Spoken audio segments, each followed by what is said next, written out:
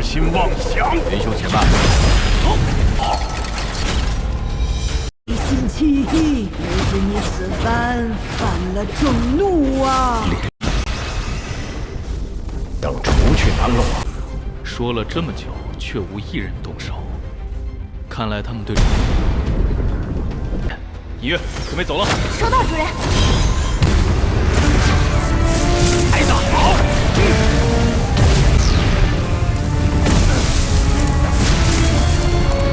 有！救命啊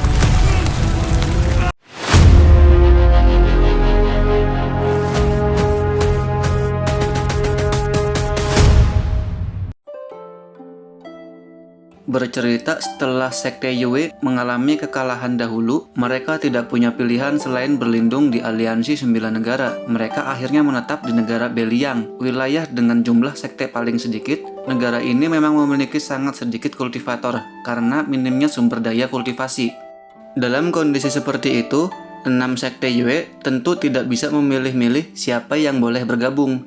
Selain itu, selama lebih dari 100 tahun, mereka harus berhadapan secara terbuka maupun diam-diam dengan sekte-sekte lokal sebelum akhirnya mampu berdiri kokoh. Akibatnya, spiritual dan sumber daya yang mereka kuasai jauh lebih buruk dibandingkan saat masih berada di negara asal mereka. Namun, setelah bertahun-tahun berjuang mati-matian, kekuatan 6 sekte Yue perlahan mulai pulih. Kedudukan mereka di aliansi 9 negara pun meningkat. Di antara ke-6 sekte tersebut, Sekte Bulan Bertopeng menjadi yang terkuat dan berhasil menguasai wilayah pegunungan dengan urat spiritual yang cukup baik. Markas besar Sekte Bulan Bertopeng terletak di sisi barat pegunungan Gemkat. Di sana, mereka membangun berbagai bangunan besar dan memasang banyak pembatasan serta formasi pelindung yang kuat. Pegunungan Gemkat sendiri terbagi menjadi 3 tingkatan. Tingkatan terendah berada di kaki gunung dan menjadi tempat tinggal para kultivator tingkat rendah. Tingkat menengah hanya bisa dihuni oleh kultivator formasi inti, sementara bagian atas dilindungi oleh pembatas yang sangat ketat. Meskipun kultivator tahap pendirian fondasi tidak dianggap istimewa oleh para kultivator tingkat tinggi, bagi kultivator pemadatan Qi, mereka tetap dipandang sebagai pilar penting sekte. Para pengurus Sekte Bulan Bertopeng umumnya adalah kultivator tahap pendirian fondasi yang cakap. Satu-satunya pengecualian adalah pengurus urusan dunia fana, yaitu Yuan Kun, yang hanya berada di tahap kondensasi Qi. Hal ini terjadi karena klan Yuan, sebuah klan menengah dari negara Beliang yang pernah membantu 6 sekte Yue saat pertama kali memasuki wilayah tersebut, khususnya Sekte Bulan Bertopeng. Sebagai balas jasa, sekte itu berjanji akan memberikan posisi kecil kepada anggota klan Yuan secara turun-menurun. Kebetulan Yuan Kun adalah keponakan pemimpin klan Yuan dan tidak memiliki potensi besar dalam kultivasi. Atas permintaan pribadi pamannya, jajaran atas Sekte Bulan Bertopeng akhirnya menunjukkan sebagai pengurus. Walaupun kemampuan kultivasinya terbatas, Yuan Kun cukup pandai beradaptasi di dunia fana. Ia mampu menangani urusan sehari-hari dengan lancar, sehingga posisinya sebagai pengurus tetap aman. Namun, karena perbedaan tingkat kultivasi, para murid tingkat rendah tidak terlalu menghormatinya. Para pengurus tahap pendirian fondasi pun sering memandangnya dengan rendah. Tapi, meski begitu, Yuan Kun sama sekali tidak ambil pusing. Ia menjalani hari-harinya dengan santai, memanfaatkan koneksi yang dimilikinya, dan menundukkan kepala saat diperlukan. Suatu hari, Yuan Kun pergi ke sebuah desa fana di dekat pegunungan Gemkat bersama 2 murid sekte Bulan Bertopeng yang berkultivasi rendah. Seperti biasa, mereka berkeliling toko untuk membeli kebutuhan sehari-hari. Namun tanpa disadarinya, setelah melewati beberapa toko, jejak kesadaran spiritual yang tak terlihat diam-diam menempel pada pakaiannya. Mengamati setiap gerak-geriknya dengan sesama, seolah-olah seorang sedang mengincar kultivator kondensasi Qi yang dianggap remeh ini. Tidak lama setelah Yuan Kun selesai berbelanja di desa, ia dengan cepat mengumpulkan semua barang yang dibutuhkannya, lalu terbang kembali ke pegunungan Gemkat bersama 2 asistennya. Namun, saat mereka baru menempuh sekitar 15 km dari kota, seberkas cahaya perak tiba-tiba menyambar di depan mereka. Muncul seorang wanita muda cantik yang menatap mereka bertiga sambil tersenyum menawan. "Kami adalah murid Sekte Bulan Bertopeng, senior." Meski kultivasi Yuan Kun rendah, membuatnya sadar bahwa wanita tersebut bukan orang biasa. Ia segera menyebutkan identitas sektenya, berharap bisa melindungi diri mereka. Namun, wanita itu seolah tidak mendengarnya. Ia terkekeh pelan, lalu meniupkan kabut merah muda dari mulutnya. Kabut itu tampaknya bergerak lambat, tetapi dalam sekejap telah menyelimuti ketiganya. Dengan kultivasi yang lemah, Yuan Kun dan kedua rekannya tidak mampu melawan. Begitu mencium aroma kabut itu, kesadaran mereka memudar. Ketiganya langsung pingsan dan ambruk ke tanah. Kabut putih keluar dari mindsetnya, membungkus tubuh Yuan Kun dan kedua asistennya. Setelah menatap wajah mereka sekilas, ia terkikik. Tubuhnya kembali diselimuti cahaya perak, lalu terbang tinggi ke langit sambil membawa ketiga tawanan itu. Cahaya perak itu melesat lebih dari 5 km sebelum akhirnya mendarat di sebuah hutan sunyi. Di sana seorang pemuda berjubah biru terlihat duduk bersila di bawah pohon besar, beristirahat dengan tenang. Begitu cahaya itu menghilang, Yuan Kun dan dua rekannya tergeletak tak berdaya di depan pemuda tersebut. Wanita muda itu turun perlahan dan berdiri dengan hormat di hadapannya. "Tuan, orang-orangnya sudah saya bawa. Mereka mengaku sebagai kultivator sekte bulan bertopeng. Sepertinya mereka yang Anda cari." Pemuda itu membuka matanya dan bertanya dengan nada datar, "Kau tidak membuat orang lain curiga, kan?"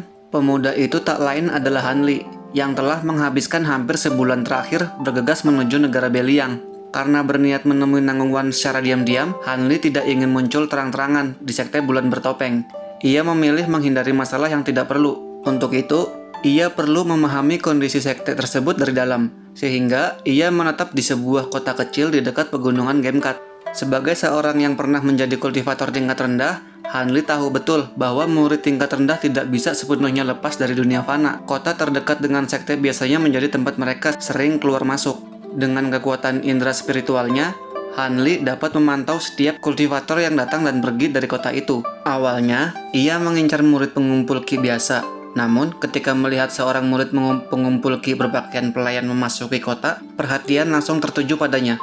Murid dengan posisi lebih tinggi tentu mengetahui lebih banyak tentang sekte. Melalui seutas benang kesadaran spiritual, Han Li memerintahkan Silver Moon untuk menangkap Yuan Kun dan dua pengikutnya. Mereka pun dibawa ke hutan tempat Han Li menunggu. Menyadari suasana hati Han Li sedang buruk, Silver Moon tidak bercanda dan menjawab dengan serius. "Guru, jangan khawatir. Menangkap 3 kultivator pengumpulan ki itu sangat mudah. Tidak mungkin menarik perhatian siapapun." Han Li melirik tubuh Yuan Kun tanpa ekspresi dan menengus dingin. "Bagus. Dengan teknik ilusi rubah iblismu dan teknik air mata mimpi milikku, kita akan membuat mereka menceritakan semua yang mereka ketahui." "Baik, Tuan," jawab Silver Moon. Meski pegunungan Gemkat memiliki nama yang terdengar megah, siapapun yang pertama kali menginjakan kaki di sana pasti akan kebingungan dengan asal-usul namanya. Gunung itu sama sekali tidak terlihat indah, justru sebaliknya. Tampilannya terasa aneh, dan ukurannya sangat besar. Pegunungan Gemkat tidak memiliki banyak cabang gunung. Gunung utamanya membentang puluhan kilometer. Bagian bawah, gunung terlihat cukup halus dan landai, hampir tanpa tebing, seolah-olah merupakan sebuah lereng raksasa. Namun, ketika mencapai bagian tengah, medan pegunungan berubah drastis. Tebing-tebingnya menjulang curam dan tampak mengerikan. Di wilayah inilah ki spiritual menjadi jauh lebih melimpah, sehingga para kultivator formasi inti membangun gua-gua tempat tinggal mereka. Untuk mencegah serangan dari udara, pembatas mantra yang sangat ketat dipasang di sekitar puncak pegunungan Gemkat. Murid tingkat rendah tidak memiliki cara lain untuk mendaki gunung, kecuali melalui beberapa jalur resmi yang telah ditentukan. Saat ini, Han Li berdiri di tengah pegunungan Gemkat, tepat di atas batu sederhana. Ia menatap puncak gunung dengan ekspresi tenang dan lembut. Penampilannya telah berubah sepenuhnya berkat seni pertukaran penampilan. Dari wajah, postur tubuh, hingga auranya kini persis seperti Yuan Kun. Bahkan kultivasinya sengaja ia batasi hingga tahap kondensasi ki. Setelah memperoleh informasi yang dibutuhkan dari Yuan Kun dan kedua bawahannya, Han Li memenjarakan ketiganya di dalam lubang pohon kering. Dengan berbekal medali perintah milik Yuan Kun serta informasi dari teknik air mata mimpi, ia pun dengan tenang memasuki pegunungan Gemkat dan berhasil menyusup ke sekte bulan bertopeng tanpa hambatan. Kini, Han Li berada di sebuah kota pasar yang terletak di sudut pegunungan Gemkat. Ribuan murid sekte berlalu lalang di sana untuk berdagang dan mencari berbagai kebutuhan. Di antara deretan toko itu, terdapat beberapa toko barang duniawi yang khusus dikelola oleh pengurus Yuan. Han Li tidak langsung menuju puncak gunung. Ia dengan sabar membawa barang-barang yang sebelumnya dibeli Yuan Kun di kota Fana, lalu mengantarnya satu persatu ke toko-toko tersebut. Setiap kali keluar dari sebuah toko, ia merasakan tatapan para pemiliknya, sementara pandangannya sesekali melirik ke arah gunung. Dari ingatan ketiga murid yang ditangkapnya, Han Li mengetahui bahwa meskipun Nanggung Wan akan segera menikah, ia hampir tidak pernah menerima tamu. Bahkan saat tidak menjalani kultivasi tertutup, murid-murid tingkat tinggi pun sulit menemuinya. Alasan mengapa Nanggongwan bersedia menjadi pasangan kultivasi Wei Li Chen dari Sekte Pikiran Mengalir masih menjadi misteri. Ketiga murid yang ditangkap Han Li terlalu rendah peringkatnya untuk mengetahui masalah ini. Namun, dari ingatan mereka, Han Li bisa melihat dengan jelas bahwa Nanggongwan sebagai kultivator esensial termuda di Sekte Bulan Bertopeng dan wanita cantik yang mengguncang dunia berkultivasi. Banyak murid laki-laki diam-diam memendam perasaan padanya, termasuk Yuan Kun. Meskipun Yuan Kun hanya beberapa kali bertemu Nanggongwan selama bertahun-tahun, ia telah jatuh cinta padanya. Saat mendengar kabar pernikahan Nanggongwan, ia diliputi kesedihan dalam waktu yang sangat lama. Ketika Han Li menyaksikan kenangan-kenangan ini, ia terdiam. Setelah menyelesaikan urusan pengantaran barang-barang duniawi, Han Li menjalankan aktivitas lainnya sesuai kebiasaan Yuan Kun. Untungnya, Yuan Kun tidak memiliki hubungan yang terlalu dekat dengan orang-orang penting di sekte, sehingga tidak ada yang mencurigai perubahan sikapnya. Tidak lama kemudian, langit mulai menggelap. Han Li merasa inilah saat yang tepat. Mengikuti kebiasaan Yuan Kun, ia pun mulai mendaki gunung dengan tenang. Walaupun hanya seorang kultivator kondensasi Qi, Yuan Kun tetap berstatus sebagai pengurus sekte dan memiliki tempat tinggal kecil di tingkat kedua pegunungan Gemkat. Han Li berhasil mencapai tingkat kedua tanpa kesulitan. Meski ia berpapasan dengan beberapa kultivator tahap pendirian fondasi, ketika melihat pelayan Yuan, sebagai dari mereka meliriknya dengan jijik, sementara yang lain memilih mengabaikannya. Saat sendirian, Han Li tertawa getir sambil mengelus dagunya. Tampaknya selain para bawahannya sendiri, Yuan Kun memang tidak disukai siapapun. Setibanya di tingkat kedua, Han Li tidak menuju kediaman Yuan Kun. Ia justru terbang rendah mengikuti jalan setapak menuju puncak gunung. Meski daerah sekitarnya tampak kosong, ia tahu bahwa pembatas kuat tersembunyi di sana. Ia tentu tidak berani menyentuhnya. Akhirnya, Han Li tiba di antara tingkat kedua dan tingkat ketiga pegunungan Gemkat. Dua kultivator tahap pendirian fondasi berdiri menghadangnya dengan sikap tegas. Salah satu dari mereka berkulit pucat, mengerutkan kening dan berteriak, "Yuan Kun, untuk apa kau datang ke sini? Kau seharusnya tahu tempat ini bukan wilayahmu." Setelah ragu sejenak, Han Li berkata dengan nada rendah, "Paman-paman bela diri, keponakan bela diri ini ingin bertemu dengan leluhur bela diri Nanggong. Bisakah paman-paman menyampaikannya?" Kedua kultivator itu terdiam sejenak sebelum meledak marah. "Apa katamu? Yuan Kun, apa kau sudah gila? Berani-beraninya kau bermimpi bisa bertemu leluhur bela diri Nanggong?" Han Li memasang ekspresi sedih lalu berkata pelan, "Ketika keponakan bela diri ini pergi membeli beberapa keperluan, aku bertemu dengan seseorang senior berkultivasi sangat tinggi. Kekuatannya tak terukur.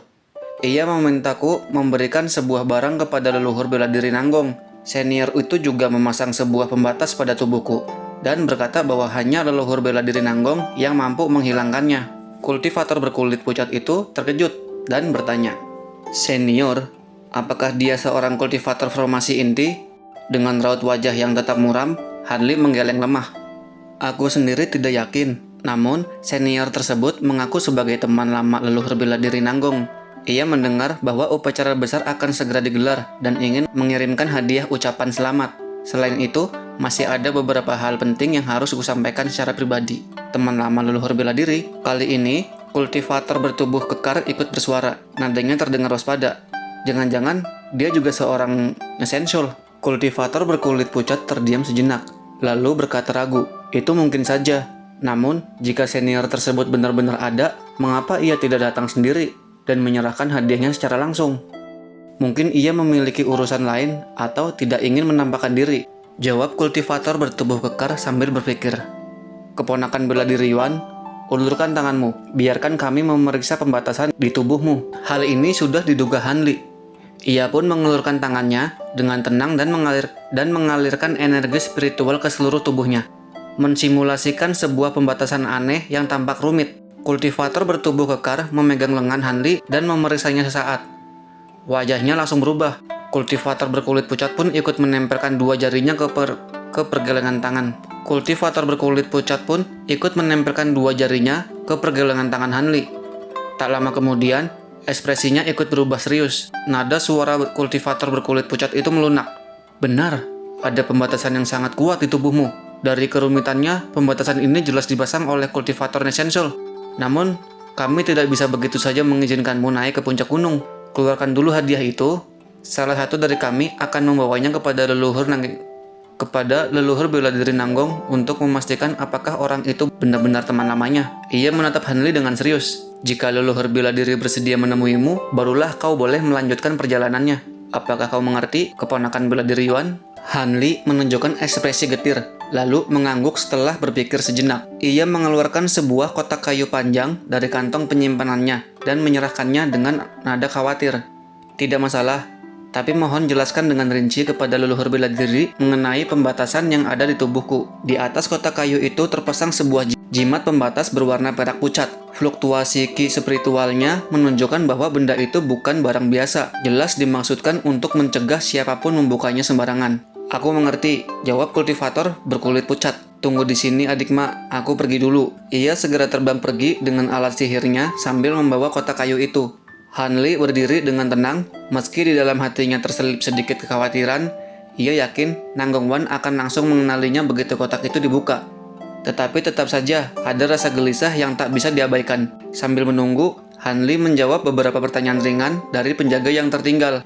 Ketika ditanya seperti apa rumor senior yang memberinya kotak itu, Han Li menjawab bahwa senior tersebut menggunakan jubah dan auranya sulit ditebak. Ia bahkan tidak bisa memastikannya apakah senior itu seseorang pria atau wanita.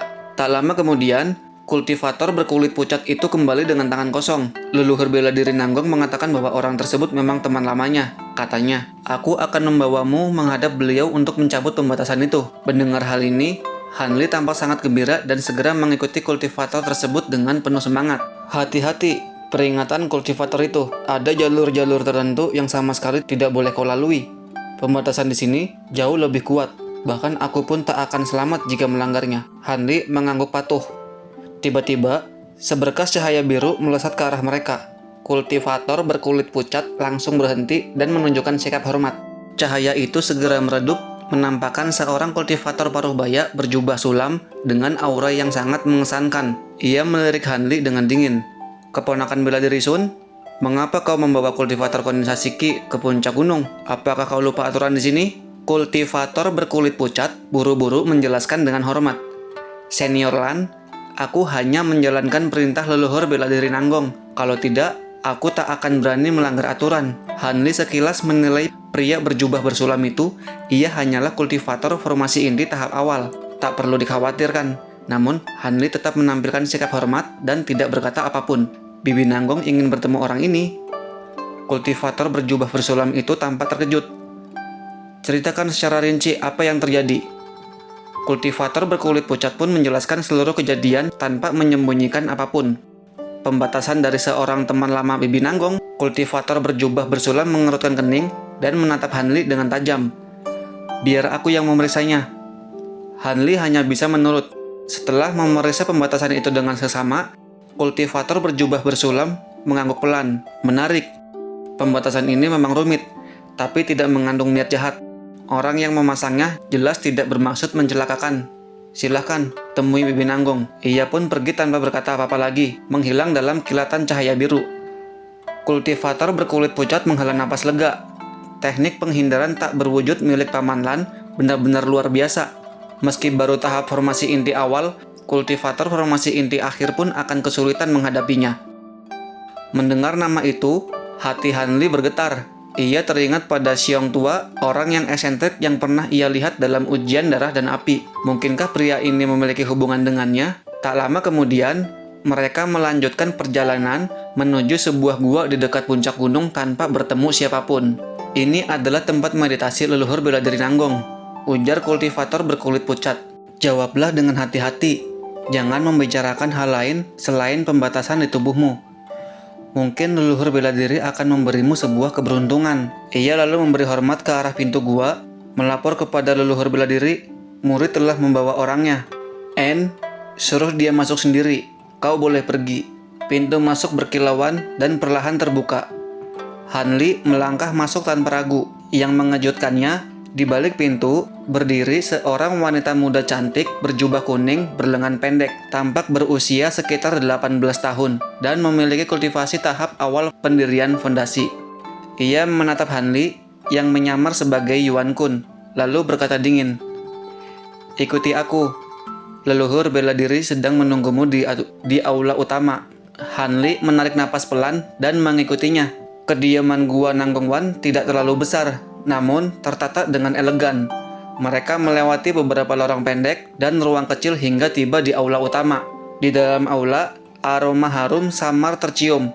2 pot kecil berisi tanaman herbal berharga diletakkan di sudut ruangan. Di tengah aula berdiri sebuah meja kayu persegi yang indah, dikelilingi kursi jerami berwarna hijau pucat. Di salah satu kursi itu duduk seorang muda berpakaian putih, berambut hitam panjang. Di tangannya, sebuah pedang perak besar berkilauan. Oke, itu tadi pembahasan kita kali ini. Kalau kamu suka, jangan lupa tinggalkan like, subscribe, dan aktifkan lonceng notifikasinya ya, biar Mimin semangat bikin videonya. Terima kasih yang sudah menonton. Sampai ketemu di video Andai Channel selanjutnya ya. Bye-bye.